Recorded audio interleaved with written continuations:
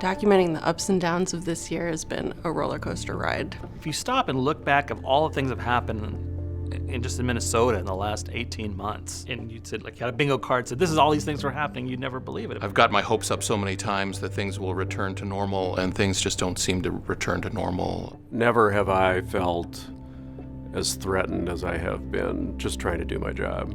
Everything we do as photographers is trying to get access to people's lives, to get closer, to make a connection. And COVID has kind of gotten in the way of everything and every way that we work as a photojournalist. We want intimacy in our photographs. We want to put the reader in those people's spaces. We want to be in the room with them as those important moments are happening. But at the same time, in your back of your mind, I have a grandson now, and I need to be extremely careful because this can kill me.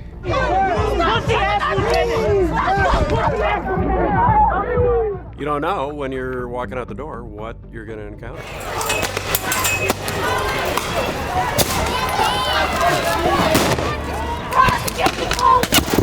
Police targeting you, sometimes protesters targeting you. Working as a photographer for 35 years, I would say that the trauma that I feel like I've experienced in the last 2 years cumulatively has been greater than the previous 33 years put together. You're with people often during the best time of their life, like on election night last week when a first-time candidate was elected to the city council, and he was stunned at how overwhelming his victory was. But you're also with people at the worst times in their life, at the scene of where Dante Wright was killed, bearing witness to the family and friends grieving. I mean, that's what our jobs are about. We're there for people that can't be there or shouldn't be there. You know, it's bearing witness. That's the most important thing we do. Well, I think of the Chauvin trial and how, while we couldn't be in the courtroom, we watched every minute of that trial. And that was history. And the anxiety of how that trial was going to end was insurmountable. To be witness to that history, I think was pretty important. I was in a barber shop when it happened, when the verdict came down.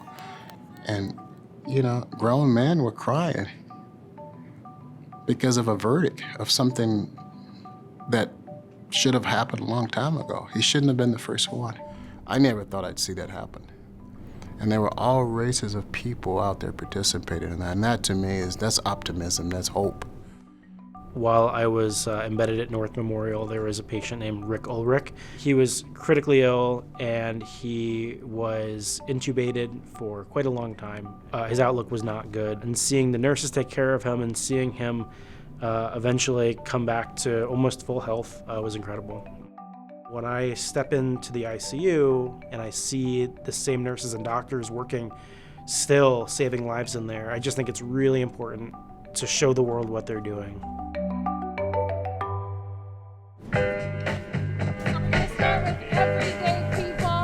At the beginning of the year, I filmed a group of neighbors. This is before we had the vaccine. Everybody had been shut in. It's cold January, winter, but these people, this neighborhood, they would gather around and talk and stuff, and then they'd all sing songs. I think for the rest of our lives, we'll always remember that what we did in the midst of this terrible pandemic and this very volatile political and racial climate is we gathered together.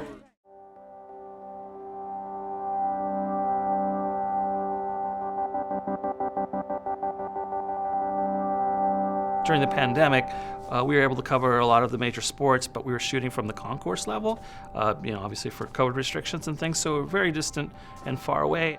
It's so funny, you forget about that part too, the aspect of there was no fans in the stadium for, a year or plus or whatever it was, and then to have fans back in the stadium again, it just kind of brings the excitement and energy back to a game.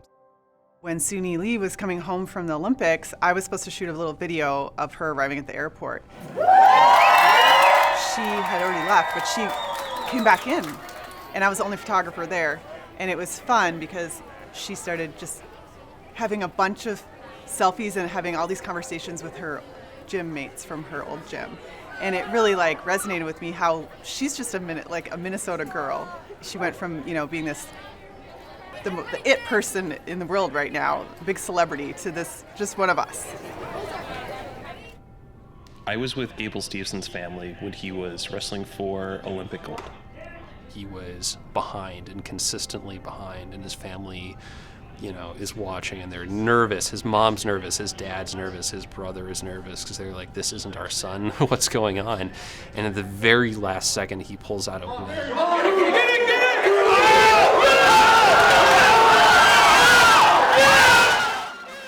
When we do this job, we kind of have to be with people, whatever their headspace, whatever their emotions are. And that's been really taxing this last year. And for that moment, for that, couple minutes, it was just pure, unadulterated euphoria.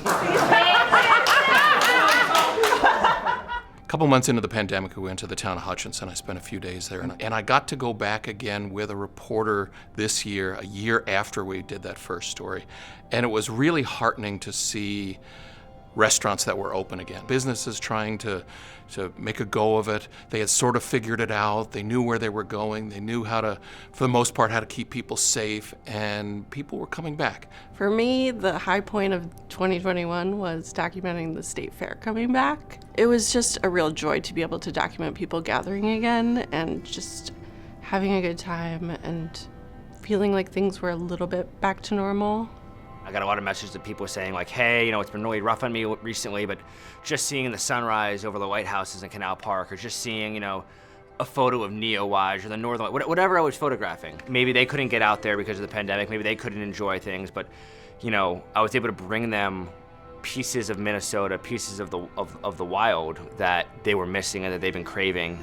It's been a real privilege, I think, to be kind of the eyes and the ears for the readers of the Star Tribune, to be able to go out and talk to people and find out what their experiences are, and then to show our readers what's happening where they can't be. If we're able to see what our neighbors, our friends are doing, it's just another way of tying the whole community together. And that's the role of local journalism to me.